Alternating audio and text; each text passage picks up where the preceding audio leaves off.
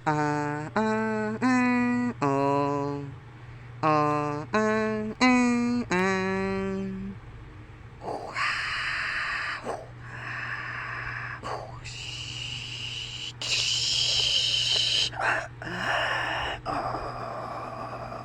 Kumusta uli mga Lodi? Welcome back dito sa YouTube animation video. Well, dahil balik pasokan na naman muli mga Lodi. At tama yan sa bago kong ginawang upload na videos ay tungkol sa parusa ng guro. Oh mga Lodi, kalamihan sa ating mga estudyante at mga bata pa tayo ng elementary, madalas din tayong pausahan ng mga guro natin dahil sa mga mali nating kasalanan at mga kakulitan. At syempre sa mga hindi gumagawa din ng mga assignment. At yan ay ikukwento ko sa 5 uwi ng parusa ng guro. Tara, at simulan na natin to mga Lodi. Una, nagtataya-tayaan sa oras ng klase. Well, ito naman mga Lodi, yung mga estudyante na yung madalas din pag walang guro na nagtuturo ng subject sa ibang section. Tapos yung mga natirang estudyante, nagtatakbuhan. Yung mga naglaro ng taya-tayaan kasi uso pa yun dati yun sa mga elementary dati.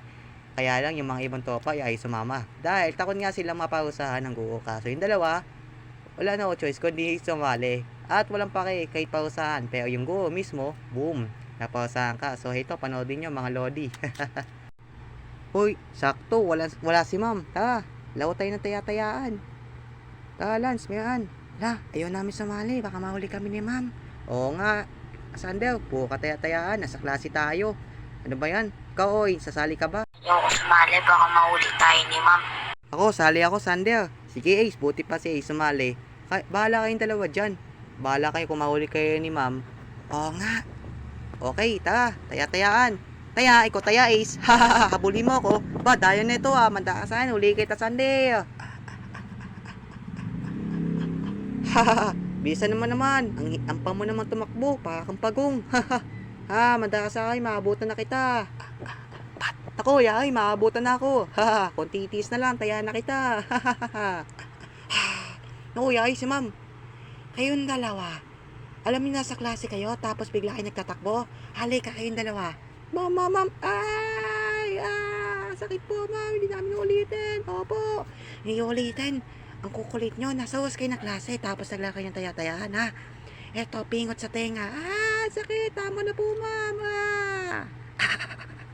Ayun, napingot ni ma'am. Ang kulit kasi, nasa sa klase, takbuhan pa. Pangalawa naman natin mga Lodi. Nalimutang gumawa ng assignment. Well, ito naman mga Lodi, yung mga napapasahan din dahil sa mga hindi sila gumagawa ng mga assignment. Nabinilin sa inyo ng teacher nila na gumawa ng assignment kahapon. Tapos ipapasa, kinabukasan. Tapos yung isang estudyante, wala kang dalang assignment. Bigla kang papasahan ng guro mo. Gagamitin ng patpat na pipitwitin yung kamay. Sakit nyo, no? Kung paano, kung roller. Mas sobrang sakit nyo kasi mas itindi yung palo nyo sa kamay eh. So ito, panoodin nyo mga Lodi. Okay class, bukas magpasa kayo ng assignment about to sa aling panlipunan ng balitang report. Okay po ma'am. Opo. Okay, bukas na lang ha. Pag hindi gumawa ng assignment, panda sa akin. May nakahandang pausa. Nakakatakot naman yung pausa. Nakakatakot. Baka ano lang ata yan, sermon. Anong sermon? Bahala ka, pagalitan ka dyan. Gagawa naman ng assignment, Gigi. Tapos lang kami mag 1 hour sa computer shop. Bahala ka dyan. Niwarnan na kita. The next day. Okay, class. Papasok ko na ang inyong assignment. Check ko isa-isa sa mga nakagawa at hindi. Naku, yay. Hindi pala ako nagawa ng assignment. Patay na. Hindi dapat ako mauna. Okay, ikaw mauna. Ikaw mauna, Rad. Ha? Naku, yay. Wala ako dalang assignment. Patingin ang assignment mo. Ma'am, hindi po ako gumawa ng assignment eh. At bakit ka naman hindi gumawa ng assignment ha? Nag-computer ka na naman ano? Eto, handa mo kamay mo, ilabas mo. Ito po ma'am. Hindi ka gumagawa ha? Sakit! Yan ang dala sa'yo na hindi ka gumawa ng assignment. Bukas, gumawa ka ng assignment. Pag hindi ka gumawa ulit, tingnan mo, hindi lang yan nahabutin mo. Nakulit mo kasi. Sabi ko sa'yo, gumawa ng assignment. Ayan, napitpit ko tuloy yung ma'am. Sakit yung pitpit sa kamay, no? Pangatlo naman natin mga Lodi. The mga nagdaladalan sa sa oras ng klase. Well, ito naman mga lodi o mga estudyante na mahilig magdaldalan sa oras ng klase. Ito pa yung mga sanhi ng parusa mga lodi. Yung nagtuturo yung teacher mo, tapos yung dalawang magka-classmate, nagkakwentuhan. Alam mo yan doon yung mga estudyanteng babae na nagkukwento about sa mga lalaking pogi. Kasi hindi naman sa lahat pag-aaral iniisip, kundi crush na yun sa kanilang buhay. Tapos pag narinig bam na hindi kayo nakikinig, papatayin ka sa harapan at ikaw mismo magtuturo yung mga binubulong. O diba, bunyagin si Kuya Tubo yun. Ito mga lodi, panoodin nyo. Okay class, about this the topic for the lessons for today. Usapan natin ang Cavite proper. Saan matatagpuan yon? Anyone pwede makasagot? Ha? Alam ba to, be? May kwento ko sa'yo. Ano naman yun, be? May nakita kong lalaki doon, pogi. Sa Belvedere. Talaga, be? Ang pogi? Oo, be. Kinausap niya ako. Oh my God, nagpa-picture siya sa akin. Aba, ayos yan ah. Mukhang magiging crush mo. Di naman, be. Grabe ka naman. Sana din, manapin ko yung forever. Pero, be, may kwento din ako sa'yo. May nakita akong foreigner. Aba, nagpa-picture sa akin. Oh my God, ang pogi niya. Wah, kaya pala eh. Anyone, pwede ba makasagot? Ano, ang ganda yung pogi niya eh. Hoy, kayong dalawa! Mga nakikinig ba kayo? Ha? Nakikinig po kami, ma'am. Opo. Okay, kung nakikinig kayo, saan makikita ang Cavite Prob? Anong lugar yon? Sagot! Bacoor? Anong Bacoor? Ha? Hindi kayo nakikinig, no? Ang sagot ay Kawit. Ang hina ng utak niya. Kayong dalawa, at punta kayo dito sa harapan. Kayo magturo. Pita-pitahan kayo eh. Sa oras ng klase ko, nagbubulungan kayo. Ako'y nagtuturo. Sige, kayo magturo sa harapan yung binubulong nyo. Bilis! Ako makikinig. Ako, yay, be. Tara tayo. Sige, be. O, sige. Ituro niyo yung mga sinasabi nyo, ha? Sige, sabihin nyo.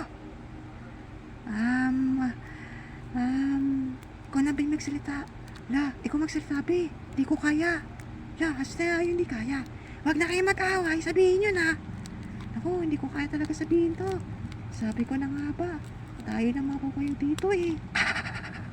Pinato yung dalawang batang babae doon sa harapan. Pang-apat natin mga lodi. Tama, hubad. Well, ito naman mga lodi, yung mga estudyante na mahilig bad. Kalamay din kasama dito sa mga parusa mga lodi. Sa nakasuot kayo ng uniform at nakasuot ng pantalon at palda. Tapos yung mga himbaba mong suot huhubayin kasi dahil nga nainitan. Tapos na ang summer, matindi pa rin ang init, 'di ba? Kasi dahil nga bawal na kasi yung ganyan, yung maghubad ng mga yung bababang saplot. Kasi dahil nga may napaskil sa aming paradahan na bawal magsuot ng maikling shorts. Siyempre bawal din yung sando. Babae o lalaki yan, bawal yan. Di ko nga alam bakit naglagay sila. Kasi baka type lang ata nilang naglagay yon. Dahil nga parang may napapadalas yung parang nangyayari doon sa school. Yung parang katulad din sa senior high. Basta alam nyo na din yun. Kasi kayo nag-aaral din diba? So ito mga lodi, ang sanhi ng pausa. Tapos bigla din kayo papatayuin doon sa harapan. Mismo sa labas. Kung saan mga naglalakad na estudyante. Ito, panoodin nyo mga lodi. Let's go! Lance, ang init. Nahihinitan ako sa suot kong palda. Payas din tayo, mayroon. Ang init din sa suot kong pantalon. Kaya pa ako pinagpapawisan eh. Ano, hubayin ba natin yung baba natin? Huwag yung mga sando, yung mga uniform. Sige, mayroon. Sige, ako muna hubad. Yan, okay na siguro. O ikaw naman, mayroon. Okay. Yan, hindi na mainit. Sabi ko sa'yo eh. Hahaha. Ma'am, sila Lance at Mayroon. Nagubad na naman ang himbababa. Kayong dalawa, Lance at Mayroon. Sa oras ng klase, nagubad kayo. Anong school to? Tapos, gagawin niyo pang bahay yung suot nyo? Ha? Hindi na kayo nahiya. Hindi niya ba alam na bawal na yung magsuot ng short? Lalaki at babae?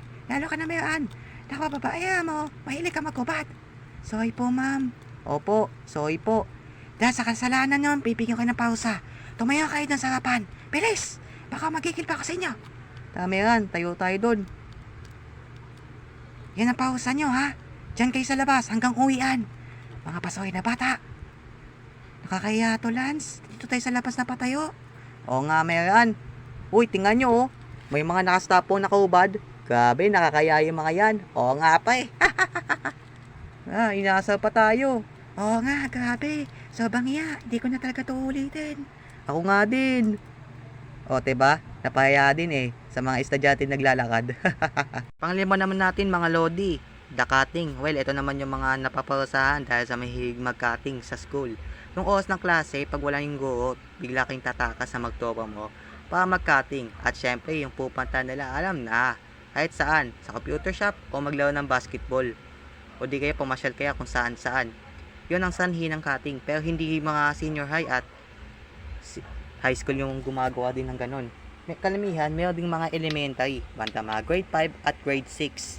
So sila din yung dahilan bakit sila nakakatakas na addict sa computer o di kaya dahil sa mga bagong laro doon. At ito ang sanhi ng parusa. So panoodin nyo to mga lodi.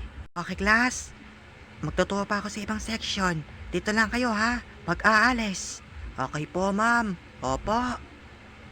Okay kung ganon, sige una na ako. Hoy mga pa eh, wala na si ma'am. Ano, dating gawi? Oo, dating gawi. Kayo, Cassie at saka Sophie. Kakating ba tayo? Okay, sige. Okay, G ako dyan. Tagal ko hindi naka-computer. O, tara, let's go. Oh, lookout ko muna dyan, Joshua. Okay, sige. Oh, okay na, Alfred. Tara, let's go. Oh, ito na yung mapabang bakod. Oh, tingin muna. Tingin muna kayo dyan. Ako muna kakakyat. Oh, Alfred, hawakan mo muna ang bola. Bag. Sige, Joshua. Okay, akit na ako. May nakatingin ba dyan? Wala. Okay, clear dito sa may baba. Okay, sige, tara. Okay, tatalo na ako. Hoy, mga bata, saan kayo pupunta, ha? Ako, Joshua, bumaba ka sa bakod. Nandiyan yung security guard. Ako, yay, si Sir Boyet. Aba, tatakas pa kayo, ha? Tatawagin ko teacher kayo. Magsibalik kayo doon sa klase. Sasamahan ko kayo pabalik doon. Ako, patay. Oo nga. 1 hours late, Saw. Tatakas pa kayo sa klase ko, ha? Ayan, magsulat kayo dyan. About dyan sa 8. Na hindi na kayo uulit. Nakasulat nyo mag-cutting. Oras ng klase, tatakas kayo. Ma'am, unfair naman. Yung mga classmate namin nakauwi na. Ba't kami hindi pa kami pauwiin? Oo nga, uwi na kami. Walang uuwi sa inyo habang hindi nagsusot kayo na hindi na kayo tatakas ulit sa klase ko at kayo din na tatakas sa klase ko. Punuin nyo hanggang notebook. Notebook. Grabe, ang tagal nyo na. Abuti kami hanggang mga 7 na yun. Huwag na kayo magreklamo. Kung ayaw nyo, patawag yung magulang nyo bukas. Ay, wag na po ma'am. Okay na po ito siguro kaysa mapatawag yung teacher namin. Yawat kami sa magulang namin. Opo. Takot din pala kayo mapagalitan ng magulang nyo eh. Tapusin nyo yan. Okay po. Naku. Sana maglaro tayo ng Dota, kaya lang, nabisto pa tayo. Oo nga eh. Maras tayo nito. Maraming salamat sa panonood mga lodi. Bago pala matapos ng video natin ngayon, gusto pala sabihin, itong moral lessons, hindi naman masama ng guro kahit paluin tayo. Ginagawa nila to para disiplinahin tayo dahil sa kasalanan natin ginawa at po kakulitan. At magiging pasaway din at magiging makulit na bata. Yun ang sanhin ng natin na pinapalo ng ating mga guro. Pero hindi sa ganun, masama na agad ang tuwing natin sa nila.